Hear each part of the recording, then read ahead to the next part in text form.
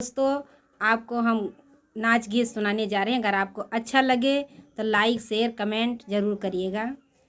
नाजी बाई हो नगावा तोरे काटे, नाजी बाई हो नगावा तोरे काटे, नाजी बाई हो नाजी बाई हो नगावा तोरे काटे, नाजी बाई हो नगावा तोरे काटे, नाजी बाई हो। पहिला झरवैया ससुर मोरे आए, पहिला झरवैया ससुर मोरे आए, नाजी बाई हो ससुर तोरे झारे, नाजी बाई हो ससुर तोरे झारे, नाजी बाई हो नाजी बाई हो नगावा तोरे काटे, नाजी बाई हो नगावा तोरे काटे, नाजी बाई हो। दूसरा झरवैया जी अठा मोरे आए, दूसरा झरवैया जी अठा मोरे आए, नाजी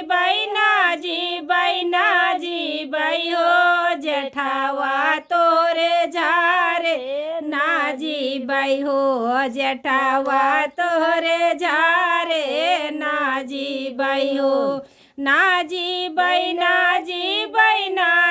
बाई हो नगावा तोरे काटे, नाजी बाई हो नगावा तोरे काटे, नाजी बाई हो। तीसरा झरवैया देवरा मोरे आए, तीसरा झरवैया देवरा मोरे आए, नाजी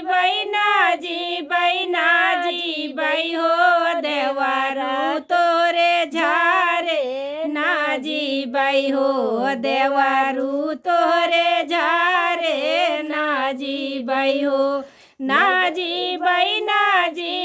नाजी बाई हो नगावा तोरे काटे, नाजी बाई हो नगावा तोरे काटे, नाजी बाई हो। चौथा झरवैया बालमा मोरे आए, चौथा झरवैया बालमा मोरे आए, नाजी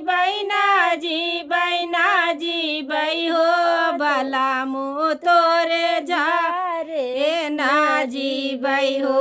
बलामू तोरे झारे, नाजी बाई हो सपावा तोरे काटे, नाजी बाई हो सपावा तोरे काटे, नाजी बाई हो बलामू तोरे